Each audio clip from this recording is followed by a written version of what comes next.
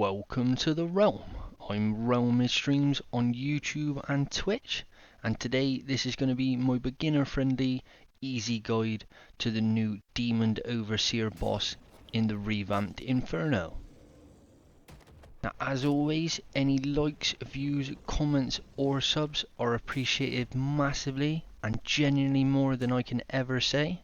I'd like to take this time to say a massive thank you to my 338 subscribers. I cannot believe we've made it this far. I genuinely appreciate you all massively, and I cannot thank you enough.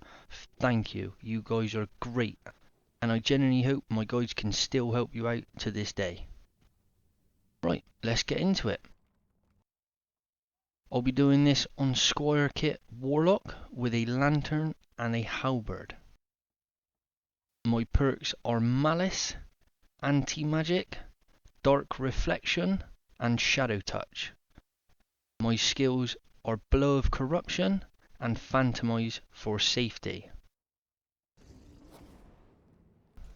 The Goldilocks zone for this boss is a few steps back to the right and in front of his left hand. This will keep you in range to parry his sword attacks, whilst keeping you safely at range to dodge his hand attacks and his overhand slams. Also his fire breath. Now the boss's main attacks are his sword combos. They can be anything from 1 to 3 to 5 slashes of his sword, and I will go through the different slashes in his combo now. First is the boss's straightforward and lunged jab attack. The key signal for this attack is the boss pointing his sword directly at you as he begins to lean backwards. You can easily parry this attack by crouching, looking up to the left about head height. Next attack is the boss's left side floor sweep attack. The key signal for this attack is the boss's sword on his left side as he begins to crouch over. You can easily parry this attack by crouching and looking to the left about floor height. Next is the boss's head height right to left slash. The key signal for this attack is the boss lifting his sword up to his right shoulder as he takes a step forward. You can easily parry this attack by crouching, leaning back and looking up about head height. This attack can also easily be ducked if you are in range. Last attack in his slash combo is his left to right head height slash. Key signal for this attack is the boss lifting his sword up to his left side as he takes a step forward. I try not to parry this attack as the angle of the sword on this attack often goes through one of your arms, but as it is an overhead slash, it is one that is easily ducked if you are in range. The boss has one heavy overhand slam attack where he can slam the ground from 1 to 3 to 5 times. This is a heavy attack, so you must be out of the attack range or it will do heavy damage. The key signal for this attack is the boss lifting the sword directly above his head for a two-hand slam.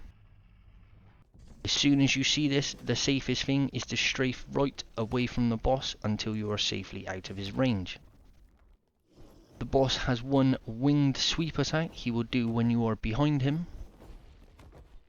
The key signal for this attack is the boss's right wing dipping all the way down until it touches the floor just before he turns. You can easily jump this attack by jumping just before the boss turns. Boss's flamethrower attack is a heavy burn attack which covers at least half the boss room. The safest way to avoid this attack is to be on the boss's right hand side or to run at least half the boss room away. The key signal for this attack is the boss covering his mouth with his left hand as he begins to build the fire. The safest way to avoid this attack consistently is getting to the boss's right hand side, but you can also cover ground in the boss room if you are not close. The boss has one flying slash attack. The key signal for this attack is the boss itself beginning to take flight. You can easily parry this attack by looking to the left whilst you crouch and strafe to the right. The boss has one attack where he throws 4 fiery orbs underhand at you. When these orbs hit the ground of the boss room, they will wait and then explode a few moments after. The key signal for this attack is the boss's left hand setting fire as he crouches over. You can easily avoid this attack by taking 1 step to the right as the boss begins to throw. The boss has one left hand fire push. The key signal for this attack is the boss's left hand setting on fire as he begins to take a step towards you. This attack is very easy to dodge as you can just duck and strafe to the right. The boss has one fiery ground slam attack. It's quite a heavy attack, so you must be at least 5 foot away from the boss. The key signal for this attack is the boss pulling his left hand up to his shoulder as it is on fire. To dodge this attack, just look to the right and strafe away from the boss. Finally, when you've dealt enough damage to the boss, he will begin phase 2. The boss does a big heavy ground slam and summons a fiery orb that will follow you around the boss room. The key signal for phase 1 is this distinct voice line. This is my domain. Phase 2 is the exact same, a heavy ground slam, as the boss summons a second fiery orb that will follow you around the boss room. The key signal for the second phase, again, is this distinct voice line. Now, these fiery orbs, as far as I know, cannot be destroyed. They will consistently chase you around the boss room slowly until the boss is killed.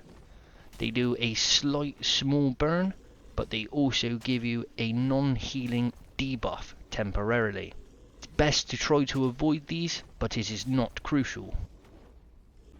The boss also has this one mysterious 6-foot side step mechanic. In all of my 200 plus fights, I've only seen him do it here once in this very clip. As you can see, he jumps about 6 foot to his right side.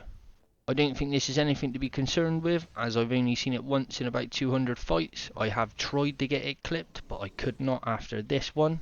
But just be careful, as it is definitely a move the boss can do. As always, if you've made it this far, I really do appreciate your time, and I genuinely hope that this boss guide can be helpful to you. Any views, likes, comments or subs are appreciated massively, and genuinely more than I can honestly say. Beginner friendly guys, I always do believe the key is not to panic against bosses. I've chosen this exact fight out of the 10 plus maybe 20 times I've killed the boss now. I've chosen this exact fight to show you that no matter what goes wrong or how low you get in the boss fight, do not panic and carry on, and you should survive. As always, enjoy the fight. I've been roaming streams on YouTube and Twitch, and good luck in the dungeons.